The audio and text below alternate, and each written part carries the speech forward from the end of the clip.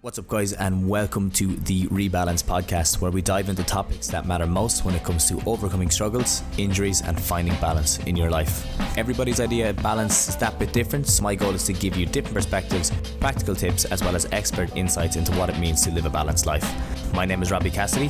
I'm a physiotherapist and a health coach, and I've been helping people reignite their love for challenge, overcome their fear, and find more balance in their life through the process of self-development.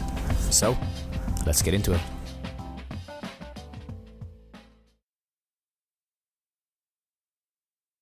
What's up, guys, and welcome back to the podcast. On this episode of the podcast, we're going to look at taking advantage of the next couple of months. And the next couple of months, what I'm speaking on this is more to do with the idea of the winter time and the late autumn, let's say. And I think the reason I want to address this is because I've been talking to clients that I've been working with over the last while, and a lot of them feel like they're stuck in this limbo phase now. The summer has ended and they're trying to figure out what they're going to do for the next few months to make sure that they're not just lost on them.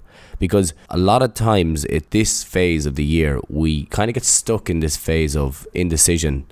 We've lack of clear goals of what we want to do. And as a result of not doing anything for a while, you'll notice that your motivation starts to decline in general. Okay. Then obviously with that, you have the unfavorable weather and everything around that. But in a general sense, if we can take advantage of these few months and you pull back the slingshot, you'll hear me talking about this as we go through the podcast, you will find that come springtime, come summertime next year, you'll be way further ahead of yourself and in a way better position than you are right now. And it really it depends on what you need to work on or what you feel that you need to work on, but I'm going to talk through a couple of things. I'm going to talk through a way of like analysing the problems, and then I'm going to talk through some of the solutions of what you can do yourself. So this is going to be both about obviously the rehab phase, but at the same time we're going to talk about the how you can also look at personal development and how you can work on personal development over the next few months. So to look at the problem analysis side of things, as I said, we often feel stuck in between, like we don't really know where to go at this time and we don't know what to work on, because you may have been working on something over the summer or you may have been in your competitive season over the summer,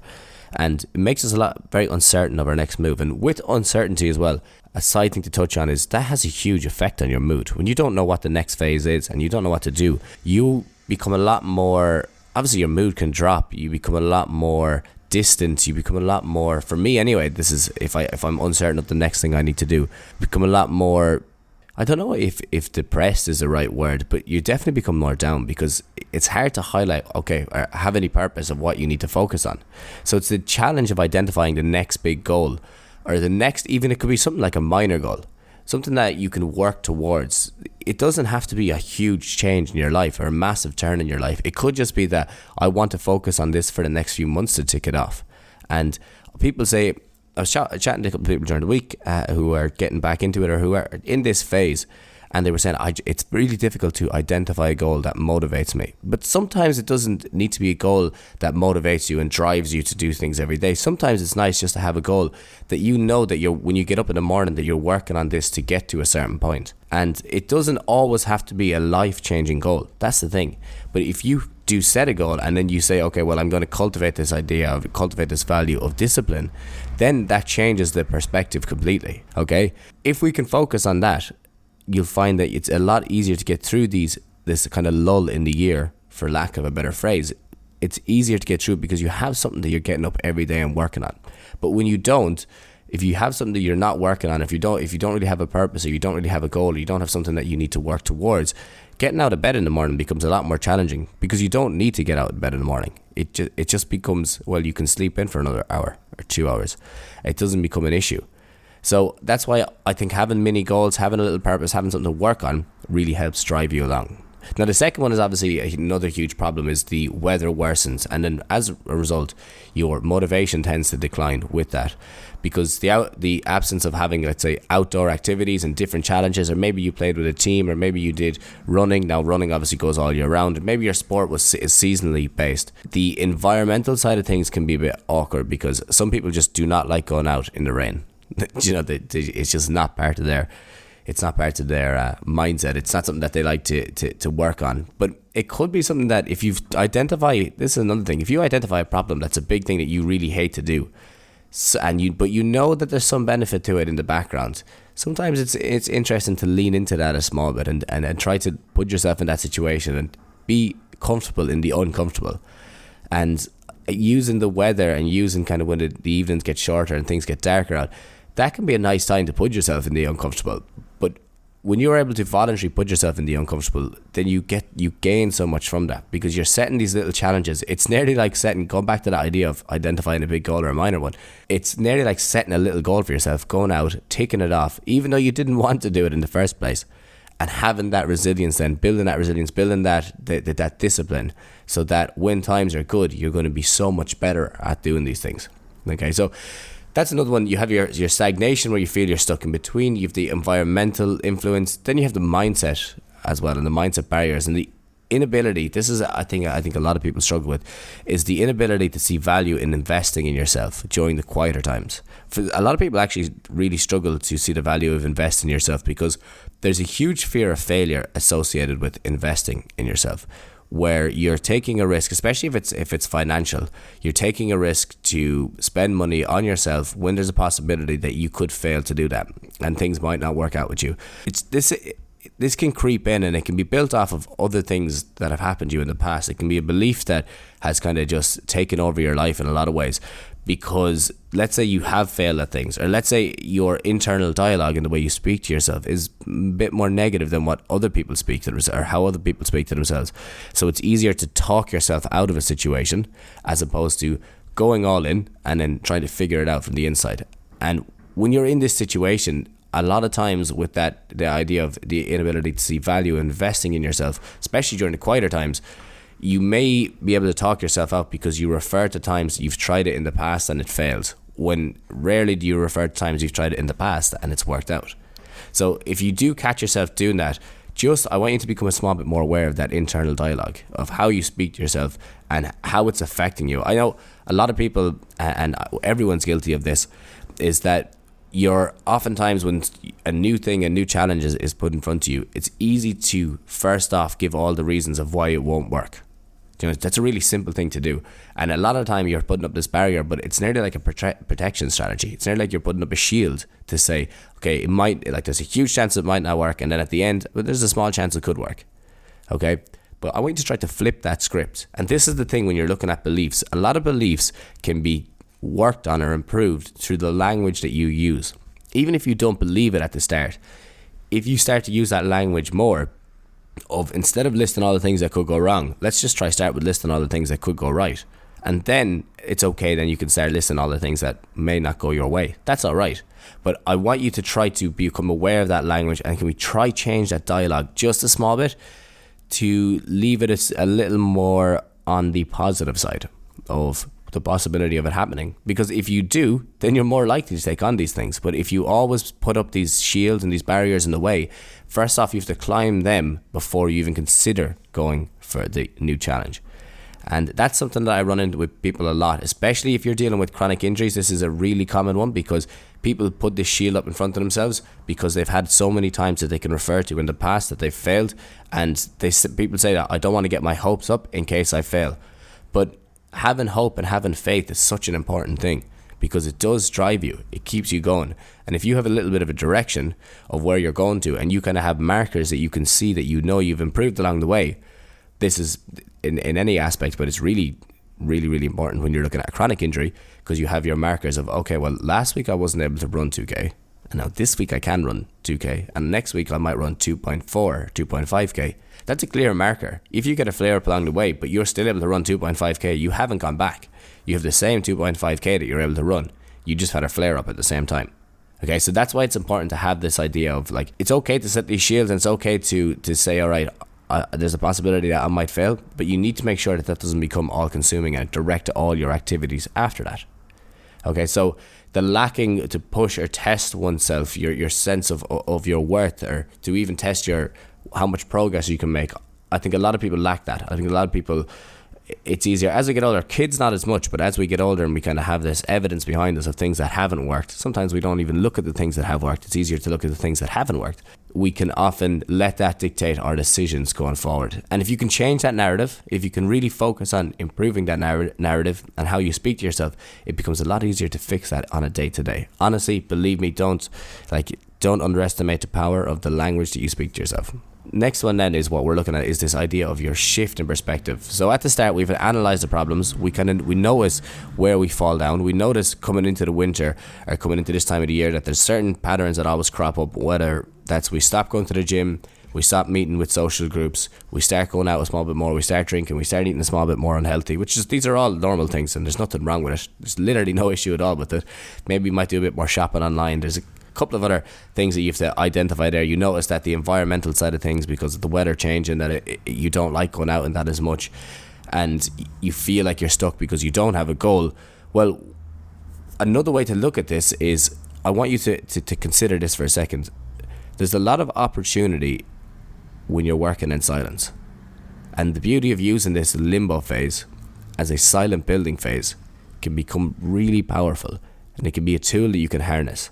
Because you also, although you are pulling back from those social groups and you are, let's say you have the opportunity to go on nights out or you have these other things that can take over, you can also use that time as a silent building phase where you start to work on things that you don't have to talk to everyone about, but you can start to build this lifestyle or build certain habits. You can start a new project, but you're doing it in the silent phase. So first off, it removes a lot of that fear of failure, because who cares if nobody knows if you failed in the first place, which is obviously a big one. Fear of failure, I think a lot of it comes from shame and the idea that you feel that you haven't done enough, or that you're not able to achieve, especially when you're looking at it from the perspective of someone else and how someone else would speak about how you've not been able to achieve. I think that's a huge driver in the fear of failure. But if we look at this opportunity that you have right now to work in silence, you'll notice that a lot of the work that's done in silence is when people get their most profound work done. There's a great book by Carl Newport. He speaks on the idea of deep work and going and having a place that you go and you do work, but you don't bring any phone, you have no contact to the outside world. Basically, it's like a shed. And if you look at a lot of the great thinkers of our times, they all do this. They all have this space that they go and it's uninterrupted. They don't bring their phone, obviously, but this is before even. They don't have anything that they can interrupt them, and they go for 2 to 3 hours at a time and they just focus. And there's a certain, after about 20 minutes to 30 minutes, your brain gets into this state that you don't even consider distractions, and you're able to really get into a deep work phase. And I think if we use this phase, let's say the winter phase, or the next couple of months as your deep work phase, and then when the spring comes, and I'll talk about this, letting the slingshot off, then you've all this work built up, and then you can let it go, and then people can see it. Now that can be you're working on a new skill, as I was saying. It can be literally any type of new skill. It could be that you want to start playing the guitar or the piano. It could be that, I don't know, you want to start juggling. Really simple one. It could be that you're looking at building a better body composition or trying a new sport. You have this time now to work on these things, and if you do start to work on them or start building up a running routine, or it could be that you go for dips in the sea. This time right now is a great time to craft yourself, because when the summer comes around, you're less likely to start building all these really good patterns or good habits, and oftentimes people leave it to the spring to really consider it. But if you start ticking off the small boxes, then everything falls into place as you get into it more. So use this time. I want you to consider this time right now as a time to craft the new you, where you're using it to mold yourself. You're using it to rebuild your lifestyle and design the best version of yourself. And that may start with a pen and paper. That may start with you just taking out the journal and writing down what type of person you would like to be in 3 months or 5 months.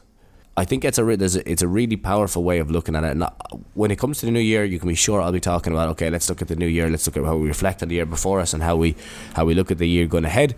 And we can do that now. We don't have to wait for the new year to do that. And the more you do that, the better. But if you take a pen and a piece of paper and write down the title, where do I see myself in whatever 2 years time or 3 years time, whatever amount of time, whatever time frame you want to put out there, and you start to write on that now, well then, although it might not mean that everything falls into place right now, it gets the gears moving.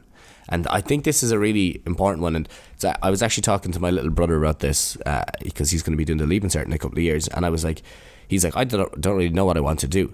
And I was saying, well, I don't think anyone really knows what they want to do fully out and out, especially at that age. But at least if you get the gears turning of, you can say, I know what type of a lifestyle I want to live. I know what type of person I want to be. And you can start just slowly ticking away at that, and you kind of have that narrative in the background of your mind for a couple of months to a couple of years at a time, slowly but surely that will start to form the lifestyle that you have. What's up, guys? Robbie here. I hope you are enjoying the podcast so far. I want to take a moment just to personally ask you for your help. If you're enjoying the podcast, would you be willing to share it with someone you think would love it too? Maybe a friend, family member on social media, or even if you just brought it up in conversation with someone you know.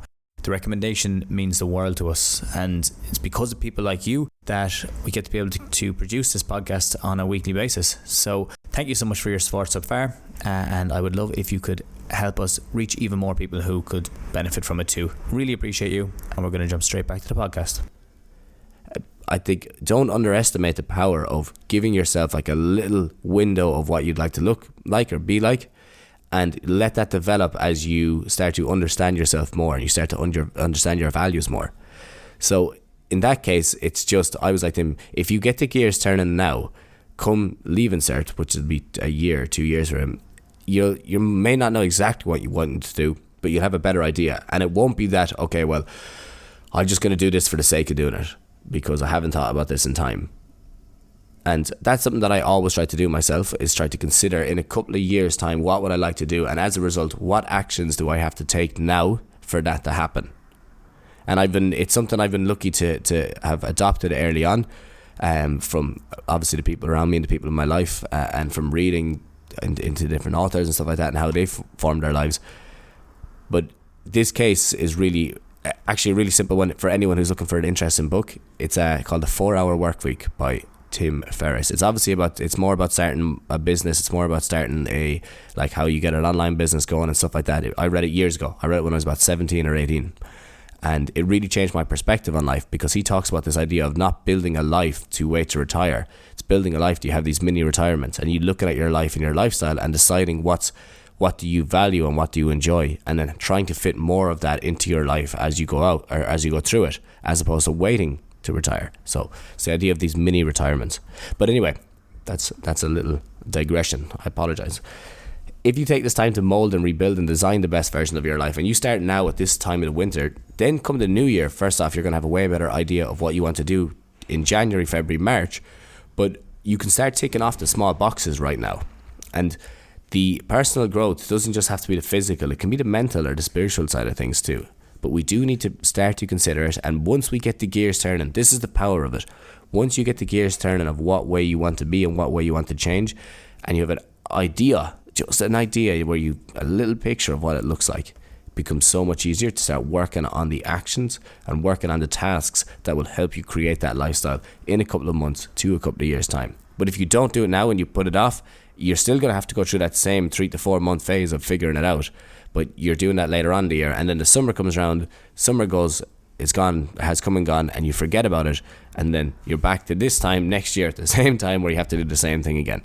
So if you start now, you can really start to improve and really look at a period for growth. Now, solutions, I guess, different proposals of different things that you could try out. There's nothing here now that people have to do by any means, but it's more that I want to give you ideas to get the gears turning so you can start to work on it over the next while. The very first one is the idea of expressive spaces, so where you're creating environments or creating moments that you can freely express, innovate, or experiment with your environment, with people around you, on certain projects, where you're taking time or you're taking space to see, like, just to focus on this part of it, where you're not just filling space and saying, okay, well, I have an hour here in the evening, so I'm just going to go watch Netflix for an extra hour. Do you know?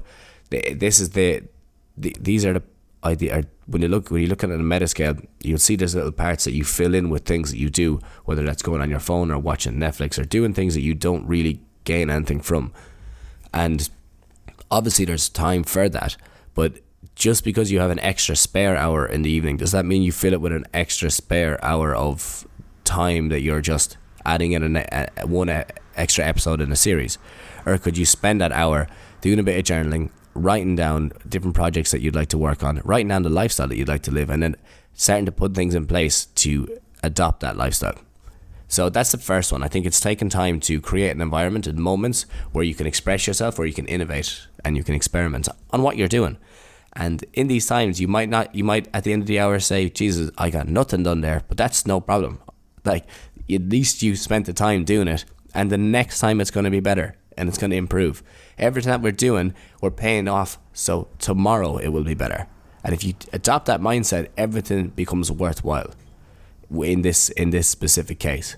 So routine building then is the next one, where you're initiating a running routine, or you're initiating some type of physical activity, or some type of a routine in your morning or your evening or your weekends, or every Friday night or every Saturday.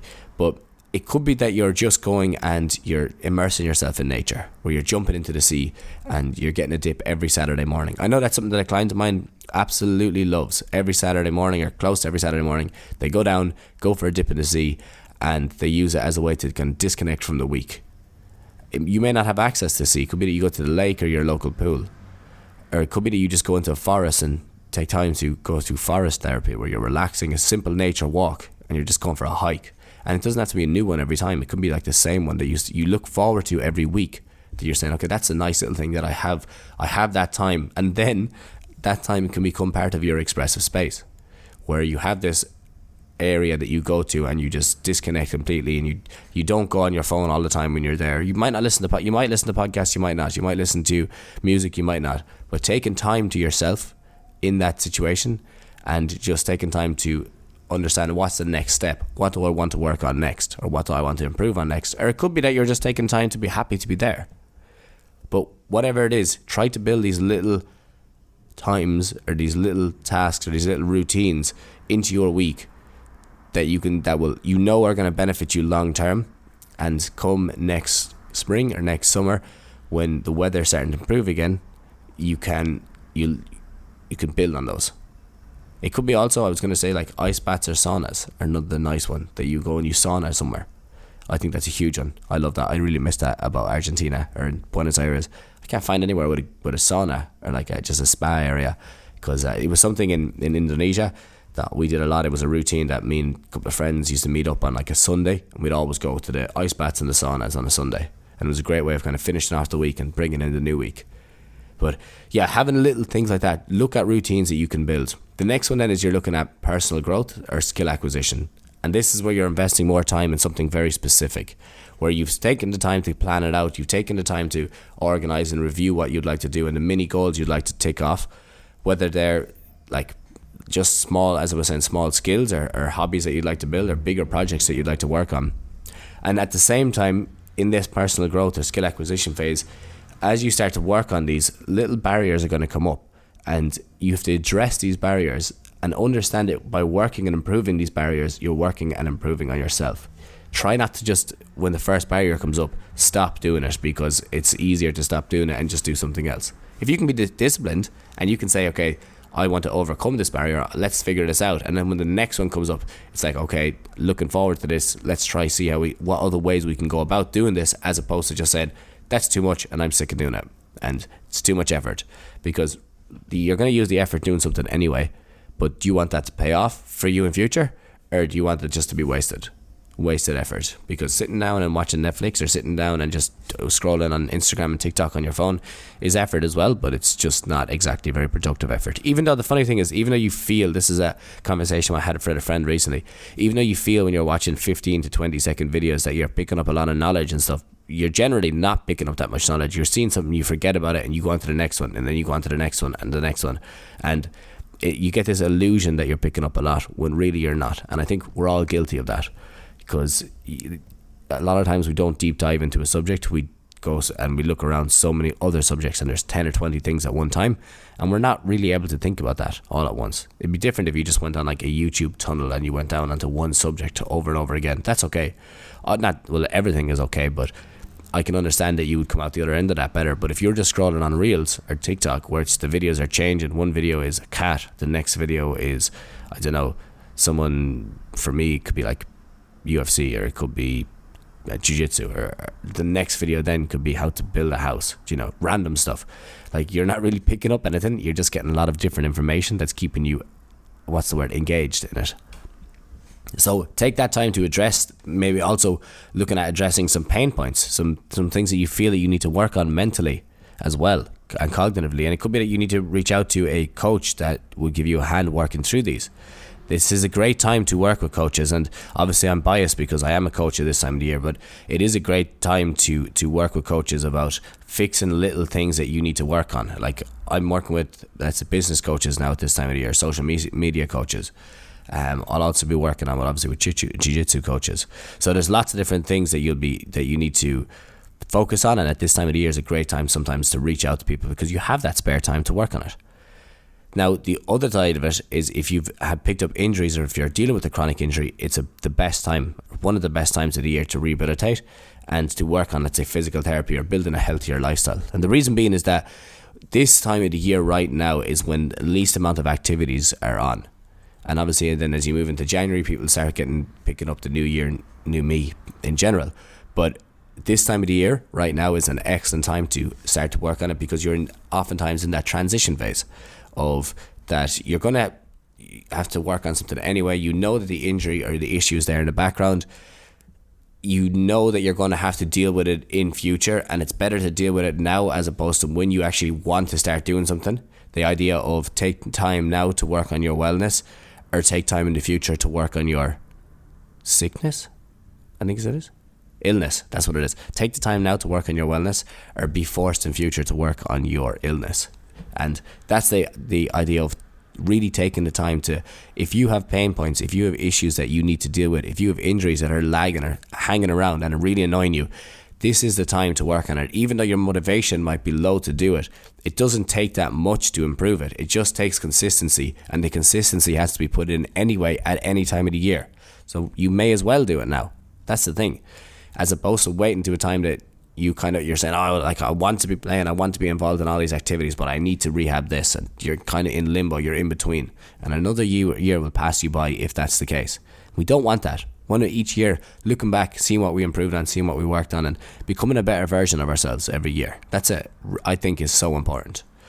It's a belief that I really hold deeply, of to always try to become a better version of yourself, because it gives you purpose. It gives you can work on discipline. It gives you, it gives you this sense of confidence as well in yourself, because you know that you're always improving, and you know that if there's something that's not going well for you, based off the evidence you have in the past of how you've improved other things, you can continue to improve yourself today.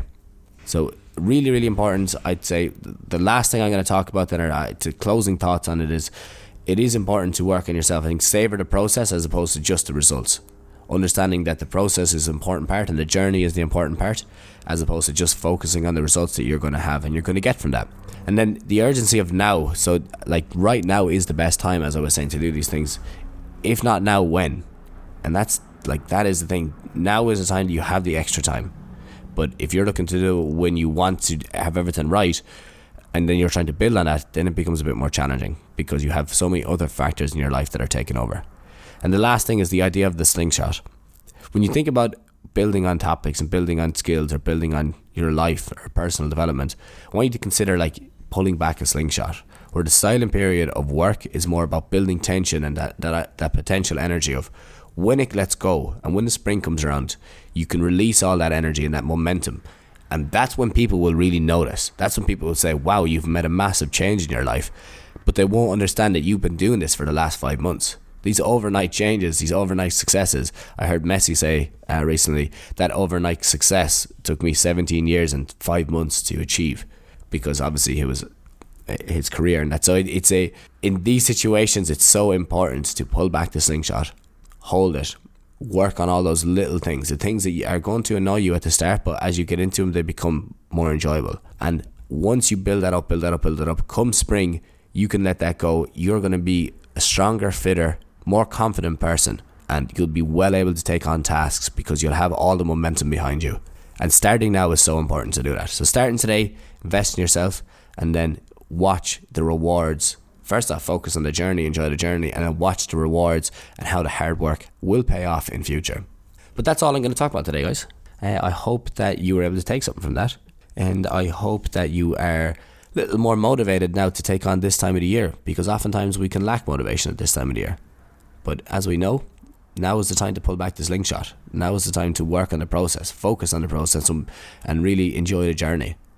And it doesn't have to be massive goals that you're trying to achieve, but having a bit of purpose, working on something specifically can really, really help to keep you focused and make the best of this time of the year. Hope everyone out there is doing well. As always, if anyone has any interest, if you're dealing with back pain right now, I have the Spine Initiative program. Just check the link in the bio, and it's a program that helps you go from back pain or having not being able to exercise to getting back to running a 5k.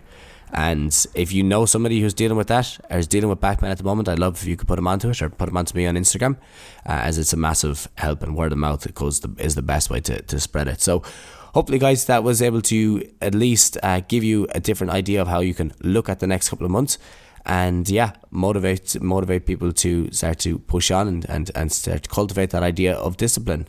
We're all working on something over these few months, and I think that come spring we're all going to be in a better position. So now is the time. But that is all from me, and I will chat to you all again next week. Have a good one. Okay, guys, thank you so much for listening to today's podcast. I hope you enjoyed the show. If you're looking to learn more about what we do, as well as check out any of the mobility and prehab programs we have available, just head over to the description of this podcast and you will find a link to all the programs there. As always, thank you for listening, and I will chat to you all again in the next episode. Have a good one.